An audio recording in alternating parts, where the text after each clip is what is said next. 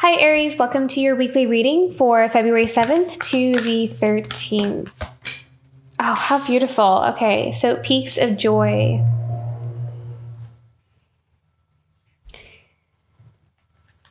I heard the word freedom. I feel like there's freedom from something coming in here for you, and it's going to make you really happy. So this could be literal freedom from like some kind of physical situation, or it's like mental space, like clarity, freeing yourself from some kind of hold or some kind of limitation or belief. So freedom is tied with this peaks of joy. There's something that you're being freed of or you're freeing yourself from that is going to make you very happy and feel a lot lighter. I'm also feeling like freedom from some kind of pattern or some kind of cycle. There's some kind of cycle or pattern ending here for you. Wow, how beautiful. This is one of my favorite cards in this deck. Okay. What do we have coming up for Aries this week? King of Stones. Okay.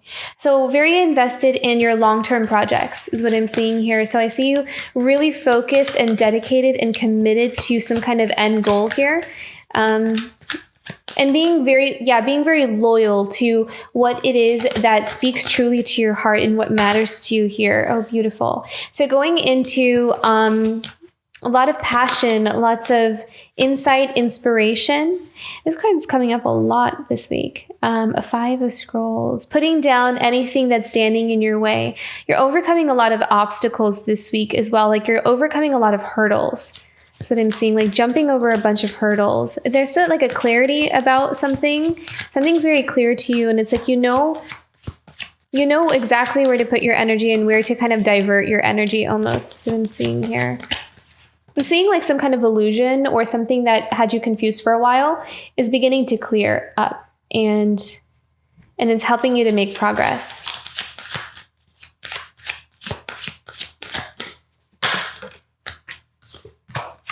So making the right choices and right decisions. So some of you may be coming up against a crossroads. It's like you're choosing between two different fields of work or choosing to move to a different place. Should I stay? Should I go? Is what I'm hearing. You're deciding on something, but I'm also kind of feeling like it's something that's very underneath the surface. So you're not telling anybody. You're not talking to anyone about it either.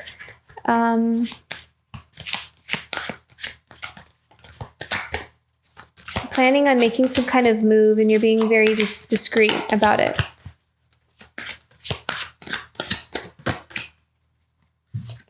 Yeah, being true to your heart, using your wisdom, past experiences. You're taking wisdom from something from the past in order for you to help you make the right choices for long-term security going into the future. I feel like some of you are moving or leaving a place that's no longer serving you here. And it might be something that you've been there for a long time. You've been there for a while. There's a place where you've been for a while, almost like a family home is what I'm seeing. This could also be about inheritance. This could also be about something about family lineage, some kind of connection with your family or some kind of, it's almost like selling a home that's been in your family or property for a long time is what I'm seeing. And trying to decide like what's the best option or what do I do? Where do I go from here? Okay, Ace of Spirals. Yeah, okay, and then 7 of Spirals. So I'm seeing with the Ace of Spirals, there's like this inspired action. So kind of getting things in order, being active this week. Like you're kind of, they're showing me everyday things like going to the bank and kind of getting things in order, like physically getting things in order because there's some kind of clarity. You're planning on something. And then the 7 of Spirals is the boundaries. You're setting boundaries. It's like you're planning for something, but you're not telling anyone about it. It's just something that you're just putting a lot of your energy towards, though. You're focused on it very much.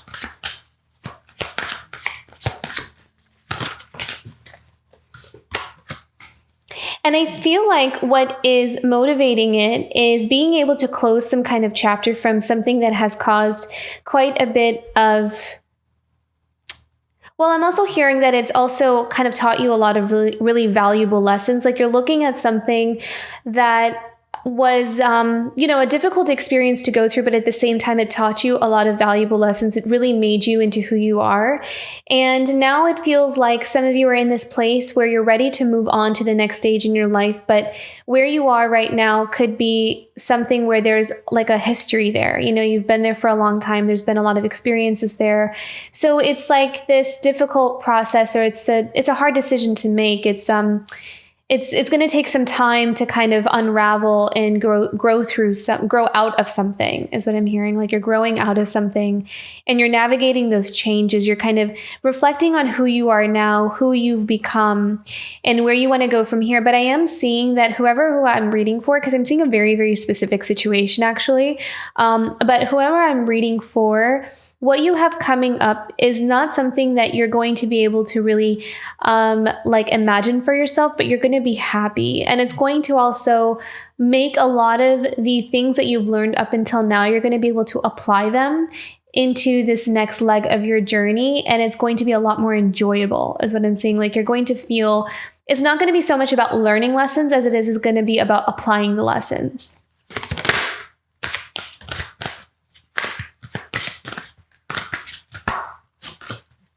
Yeah, Nine of Scrolls. So this is something that's really been quite stressful for you. There might be some extra opinions, like other people's opinions, like what they think you should do and how they think you should do it. And it's been very hard to be able to validate your own experience or validate your own opinions and thoughts. So I think that's why you're being so, you're setting some boundaries here, and you're being very discreet about what you're doing and how you're doing it, because it feels like there's some intrusive opinions about what they think you should do. That part's been kind of stressful here. Can I have one more for the Nine of Scrolls? For Aries. Any guidance for the Nine of Scrolls here? Page of Mirrors. I also feel like this is something that's been there for a long time. Yeah, this is like a pattern. It's almost like this is a pattern. This is kind of like something that's been there for a long time, where people's opinions or what they think, like these worries about what people will think, what they will say, their responses to things. Not that it's not about caring what people think of you. It's almost like whatever you try to do, there's always someone who has something to say about it. It's kind of the vibe that I'm getting here. But with the Page of Mirrors, it feels like there's something healing here. There's some kind of energy about that kind of dynamic that's healing. Yeah. And it feels like it has something to do with childhood as well. Something about releasing yourself, feeling more openly free, like emotionally free, opening yourself up to,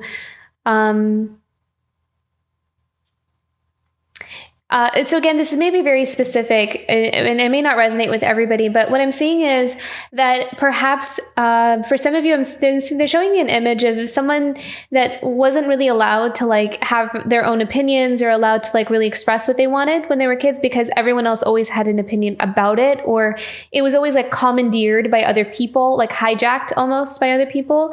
And now it feels like there's some kind of shift or change that's happening in your life. But this shift and change has this symbolic closing up of a major life chapter for you, because for example, it's like if you're selling your family home, then all those memories and experiences of the things that happened in your family home, which also makes you reflect on your childhood, can also be coming up for you as well. So you're kind of going through this internal process of what is right for you. And there's this healing of, uncovering things that you weren't allowed to feel, you weren't allowed to own when you were a kid. You're now allowing yourself to release a lot of those emotions, a lot of those things. You're giving yourself a chance to, this is like reclaiming a sense of joy and happiness for yourself and not about anybody else. It's like you're taking your life back and your power back in different ways.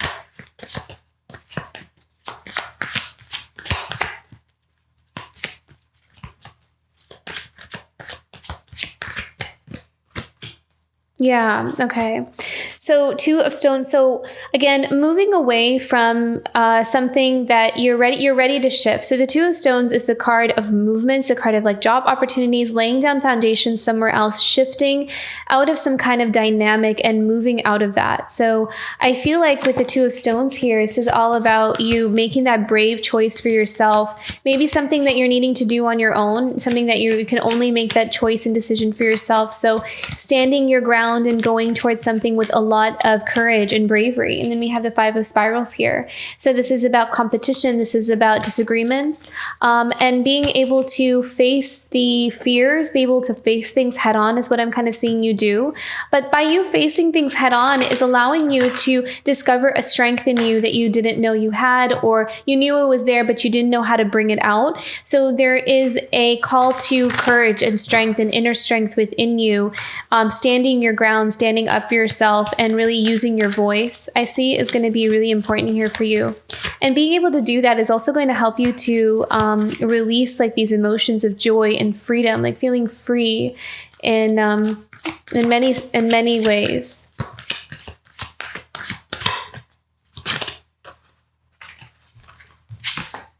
Oh, beautiful clarity. So it's like you're really coming into a space of clarity of what's right for you, what is meant for you. And that's the key. That's the ticket for you, being able to trust your own mind, being able to trust your own instincts about some kind of situation to help you to make the right choice, that you are capable of making the right choices for yourself, is going to help you to move in the direction that's going to bring you a lot of joy and happiness, regardless of what others think of it. It's almost like for the first time, and this again may not resonate with everyone, but some of you may be feeling like, okay, this is like the first time in my life that I'm like choosing something for myself and not basing it off of what other people would want me to choose. So this is really, really profound. It's a profound change and process that you're going through here. At the bottom of the deck, we have the 8 of Scrolls. So again, this is about that being stuck, being bound to something. And I feel like you're overcoming this. Let's pick a clarifying for the 8 of Scrolls here. What does Aries need to know about the 8 of Scrolls? And it's like you have all these things that you want to do, you want to manifest, you want to dream up, you're dreaming up for your life. And it's all a matter of like, how do I get there? How do I manifest this?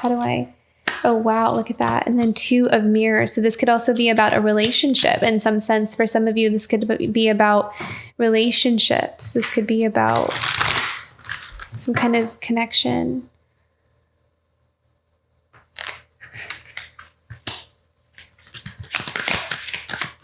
We have one more, the 2 of Mirrors.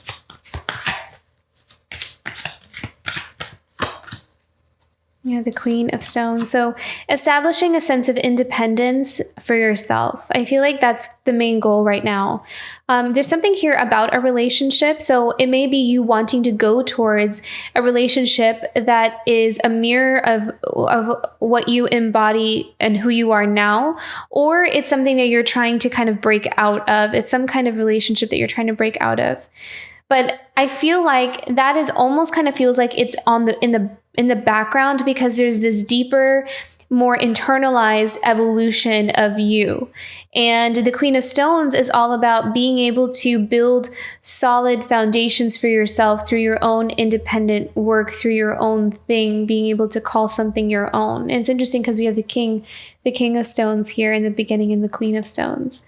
So this could be very well symbolized in some kind of relationship where it's like you're taking your, again, freedom is being a big word here for you, Aries. So freedom and taking your power back is this path that you're on. Let's see what the angels have to say. Angel messages for Aries. Yeah, so take some time, again, meditation, retreat, setting boundaries, being able to I'm also kind of like not make any hasty decisions or choices right away. This is about you being able to just kind of like take some time out and really think about something, and allow if it feels kind of internally chaotic or externally chaotic, allow the dust to settle, the waters to settle, things to be calm and quiet before you make kind of any kind of decision or choice about something. Can we have one more? Yeah, enchantment. So this is all about you dreaming up the dream. This is all about you connecting with your dreams. What is it? Envisioning what kind of life you want for yourself, or whatever it is that you're wanting. Being able to embody it, envision it, and bring that in, call that in for yourself. Mother Mary. For Mother Mary for Aries.